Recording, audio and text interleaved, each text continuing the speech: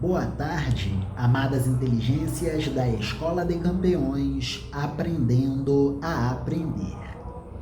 Neste vídeo, recuperaremos textos que foram trabalhados com alguns jovens que por aqui passaram na atividade da Escola de Campeões, aprendendo a aprender. Texto escrito em 20 de maio do ano de 2024. Jovem GPS. Dentro do contexto da Revolução Urbana, acessaremos a história de José do Egito. José administrou o país do Egito há aproximadamente 3.700 anos para trás em relação a nós. Egito, um país com muitas cidades complexas e sofisticadas. José, filho de Jacó. José do Egito. José, em hebraico, significa Yahvé acrescentará. Deus acrescentará. Em hebraico padrão, Yosef. Em hebraico tiberiano, Yosep. Em árabe, Yusuf ou Yusif. Em grego antigo, Losef. José significaria também descobridor das coisas ocultas, descobridor dos mistérios e dos enigmas ocultos. Também chamado de Zafenate Paneia, foi o 11º filho de Jacó, nascido de Raquel, citado no Antigo Testamento a partir do capítulo 37 do livro do Gênesis. É considerado o fundador da tribo de José, constituída pela tribo de Efraim e pela tribo de Manassés, ambos filhos de José. Quando José foi nomeado homem da confiança do rei do Egito, o faraó, foi-lhe concedida a mão de Azenate, filha de Potífera, sacerdote de On, da cidade de Heliópolis. José também é ancestral de Moisés.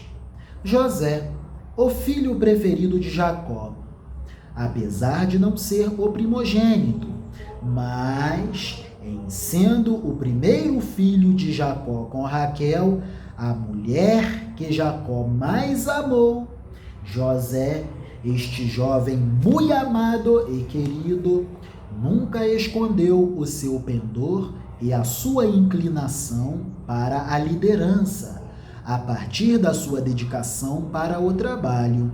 José era um jovem muito trabalhador e bastante confiável. E o favoritismo de que era alvo por parte do pai valeu a José a malquerença dos irmãos. Estes, quando José contava de 17 para 18 anos de idade, venderam-no como escravo por 20 moedas de prata a mercadores ismaelitas que o levaram ao Egito, no período da 17ª dinastia. A 17ª dinastia egípcia foi a última dinastia governada por faraós Ixos, e tinha governantes centrais Ixos na cidade capital Avares, e governantes rebeldes egípcios apoiados pela casta sacerdotal, que exerciam um poder paralelo sobre o Alto Egito, tendo Tebas como sua capital. Quer dizer que José governou o Egito em meio a muitas conspirações e tentativas de golpes de Estado.